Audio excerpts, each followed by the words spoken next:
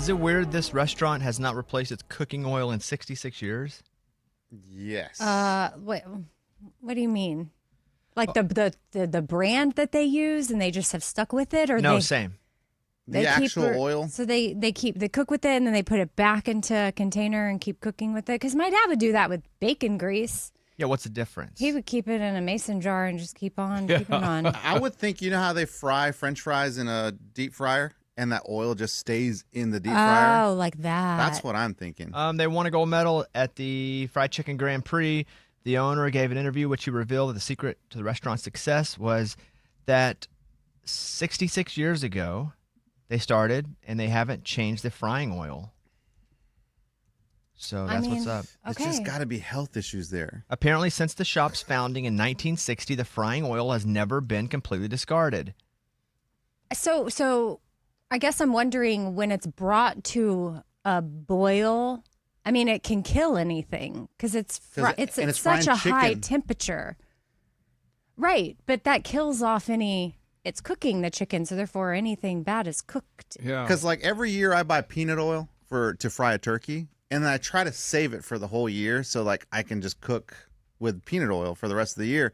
But then after a while, I'm just like, man, I don't know. This touched a turkey like back in November. It doesn't feel safe. Every night, the restaurant staff carefully filters out meat scraps and impurities from the oil, and they retain some of the oil, and they do add new to it because some of it just naturally evaporates. So okay, so there's always just been a little bit, sort of like these Olympic sourdough flame. starters that are 150 years old. Oh, I was thinking Olympic torch. Interesting. or Two that. different examples. Yeah. Or that. Polar opposites. Yeah, Oddity Central. I didn't know how odd that actually was. It sounds odd. I would like to hear from like an expert or like a health official be like, no, it's safe. Because like it just doesn't sound like it's safe. It's a restaurant, so I think a health official has to say it's safe or they don't get to keep being a restaurant. Yeah. All right. I'm going to keep my peanut oil, dude, because that is like $50 for a jug. No, more expensive, actually. I think it's more expensive. Because I feel like it goes up every single time I go buy one. Well, that's a Historic lot of things. barbecue pits do this too. Huh. What, don't clean it? Yeah. Yeah, I don't clean my pit. That's why when Amy tried my salsa, it tasted like brisket because I had just smoked a brisket in it. That was devastating. Yes. Because his salsa is so good, but when you're expecting, salsa, tomato, you're not expecting meat. Sometimes you have to experiment, and that one just didn't work. I mean, that could be a happy accident where if it tasted really amazing, you could be like, wow, this is epic. This is going to change the salsa game, but it was not. Like, what's that, Viagra? Happy accident. Exactly. Mm-hmm. Yeah, but that wasn't this. Amy, what do you have? Brian Johnson, Yeah, he's trying to keep himself so young. Yes. Okay, so I saw him talking about this study that was done where we think taking a 30-minute walk is good, right? Which it is. He's not saying that it's bad, but research showed that if you were to stand up and do 10 squats every 45 minutes, it's way more effective for like your blood sugar, just your overall well-being. And so I thought that was really interesting. Now, then some people in the comments started doing the math of like, okay, a 30-minute walk versus if you were to stand up every hour of the day and do 10 squats. Yeah, you would never do that. Well, why? Well, you're not going to remember. And also you have to sleep.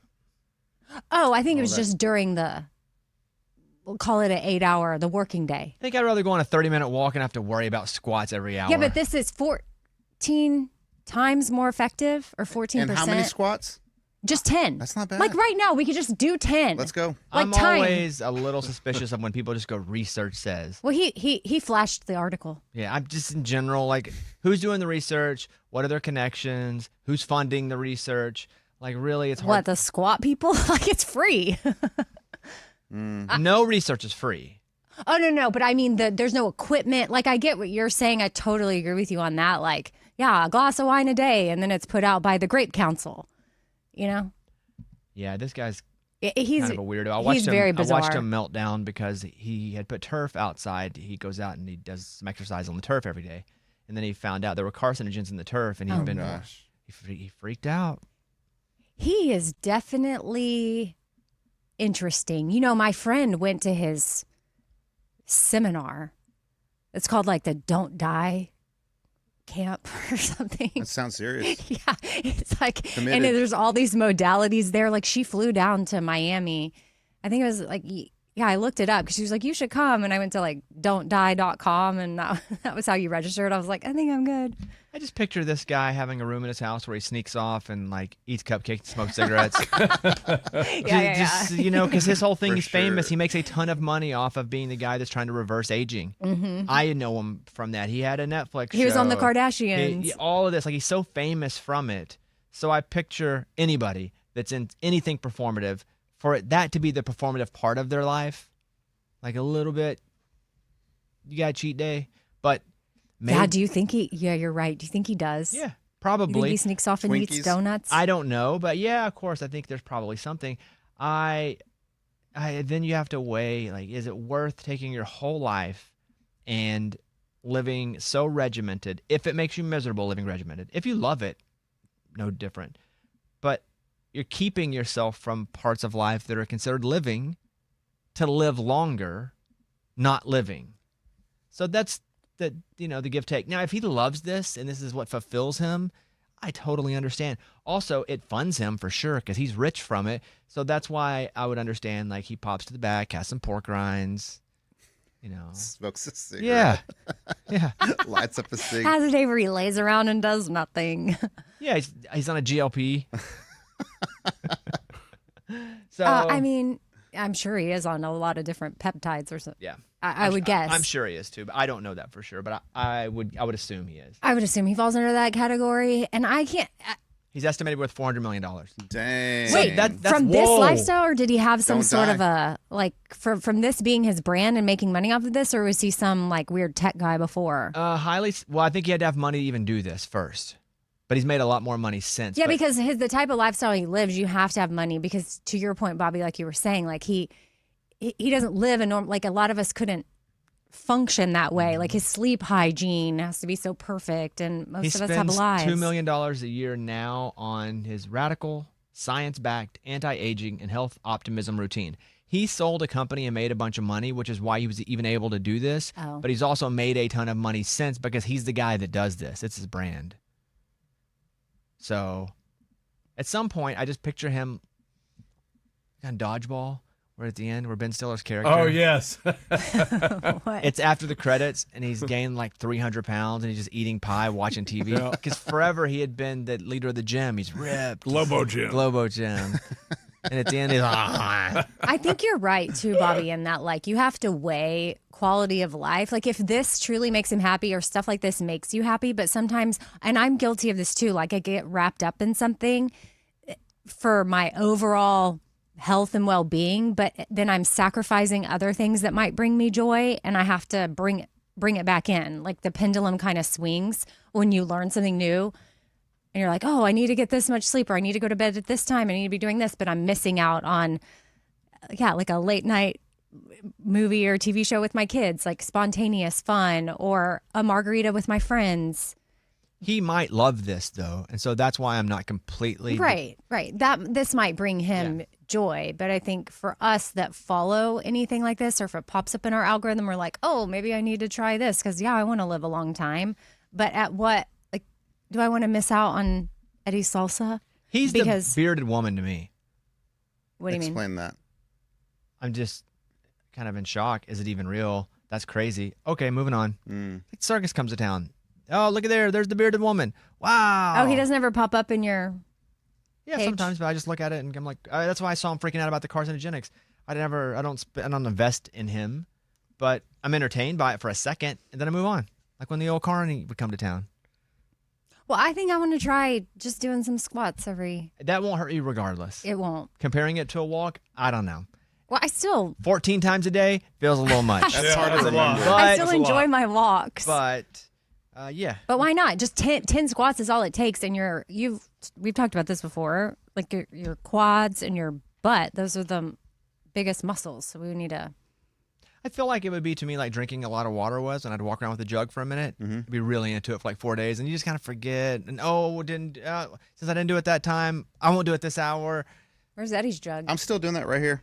I don't think I do a gallon. I probably do about two. That's not a gallon. That's No, like no, no. You're it's like a getting Oh my God. smaller and No, yeah, smaller. this is it's the same shrinking every week you come in. the Yeah. same one. And if you guys listen, I said 3 of these was a gallon. Jeez. But you've given up on the gallon a day? I say I'm probably about 2. That's basically a pill capsule full of water. So that looks like. I don't want to carry the big jug. I hear you. So but it's probably very easy though not to fill it up if you don't drink at all. This is my second one of the day. That's great. That's great. Yeah. I mean, the gallon's just excessive, man. We're rooting for you. But you yeah, said- but that's the point. Yeah. Drinking that much water is excessive, and the gallon is to remind you to drink it all, more than having to fill something up, because you could easily go, I'm not going to fill it up this time. But my body's not telling me it needs more, like at the end of the day. You know? So that makes me feel like I'm kind of doing it. I hate drinking water. Yeah.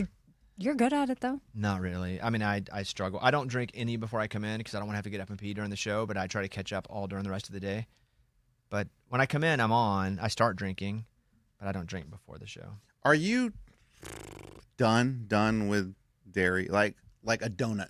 Are you done for the rest of your life? Never gonna have a donut? The donuts have. It's not Dairy? worth it to me I to guess- be sick. What I will weigh is how good will this donut taste for 53 seconds as I eat it versus the next 6 hours when I can't leave the bathroom. Right. It's fun to eat a donut, but it's way worse than it is fun to be tethered to a bathroom for 6 hours. So am I done? No, but probably, because I have that discussion with myself every time there's something really good that I could just nibble on. It takes just a fragment of dairy now because I'm so clean to rip me, and I can't leave the house. What causes us to? I mean, I know our body is changing, and we're not. Our body's not the same as it was 7 years ago. But like you used to be able to eat that stuff, and I get this happens to all of us. Like, what makes us intolerant to? I wasn't ever supposed to eat the stuff. I always you had weren't? stomach issues. Oh, but it just wasn't. because I kept it constant, Oh, it I didn't got freak worse. out as much. Mm-hmm. Like if you do nothing and then you do a little after nothing, your body reacts like, oh my God. I was constantly just injecting myself with dairy. Okay. Like so my stomach just always hurt, always. And that was your baseline. Yep. Okay, that makes sense. Because, yeah, it wasn't a. And then I guess as we get older, things get worse too.